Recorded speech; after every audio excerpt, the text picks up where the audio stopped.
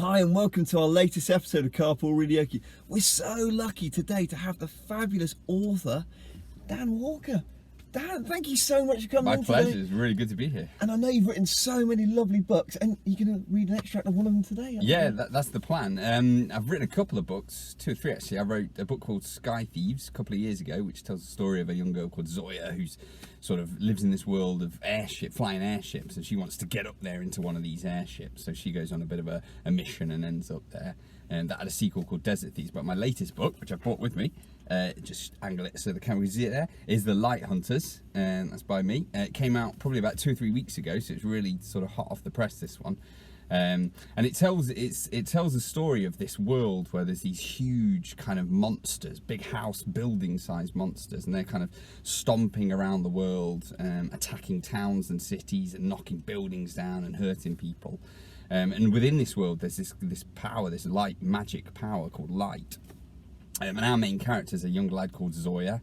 He's got a best friend called Maya, and he's got a bit of a secret, and you can imagine he can use this light power. And his grandpa's a little bit ill. His grandpa works at a clock repair shop, and he's a bit ill, and looks as a healing user of this magic, so he can use it to heal people. But unfortunately he can't heal his grandpa, so he's heard about this little book in the library. They've got this beautiful big lighthouse library in town. He's heard about this book that might help him heal his grandpa, so he's going on a mission with his best friend Maya to go and get this book. But unfortunately on the way they run into one of these monsters. It's only a small one, but it actually injures Maya. And I thought I'd read a little bit of the chapter, if that's all right for you guys today. So, they've just got back to the beach. Maya's injured. So Lux was no stranger to cuts and bruises. He'd often hurt himself jumping between the rotting groins on the beach after school. And he could remember adventurers being carried through Davern Marketplace on stretchers after running into monster spawn on their way back from nearby Kofi, or whilst returning from the ancient ruins that littered the region. But he'd never, ever encountered an injury as bad as Maya's. How would she ever forgive him? Lux peeled back the fabric of her drenched trousers. Her leg was a mess. Her shin had dislocated at the knee, and gashes climbed her calves, turning the skin an angry, swollen purple. Lux suppressed a shudder. A few adults gasped and walked away. Lux appealed to those remaining for help, but nobody seemed to know what to do. "Help her!" he cried desperately.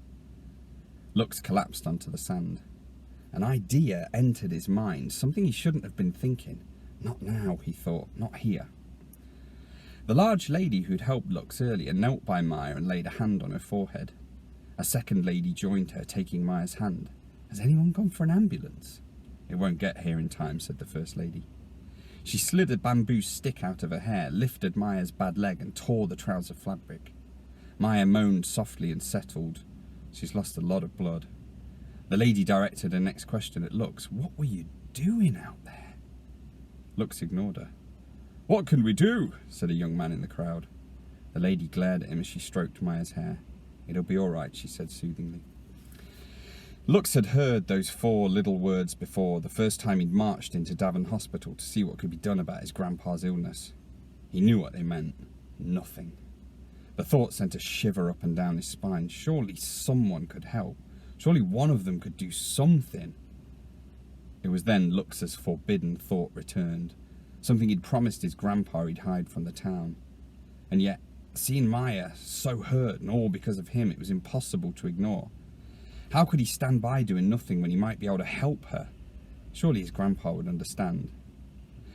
Before Lux could stop himself, he was standing between Maya and the crowd. He ignored the confusion on their faces and positioned himself next to Maya's injured leg. Taking 2 deep breaths, he brought his hands in front of his chest and joined each thumb and forefinger. An electric shock zipped from his core to the top of his head and down his arms, making them vibrate. A fuzzy-edged, blue-white light orb formed between Lux's fingertips, growing brighter by the second. The orb crackled, generating thin wisps of light. It felt like starlight was rippling through Lux's fingers. The orb grew until it was as big as his head, and then he clapped. A flash lit up the beach, and the orb shot towards Maya, its plasma exterior breaking on her skin. She cried out as it exploded in another light shower, this one excruciatingly bright. Everyone on the beach covered their eyes, holding their arms up in the fierce onslaught. Then the light disappeared. One by one, all the adults lowered their arms and blinked. Lux had collapsed at their feet, shivering and shaking. The adults regarded him and Maya. What they saw left them speechless. Maya's leg was completely healed. And there we go. Wow. I want to read on. I've got so many questions there. Oh, yeah, that's the way it works. Yeah, yeah. And I know lots of you want to read on as well. And if you like that book, please read on. And also, Dan, the other books again, what are they called? Sky Thieves is the first one in the series, and then Desert Thieves is the second one. They came out with Oxford University Press, so they're available all around. Oh, fantastic! So, if you enjoy that, please read on. Yes, definitely do.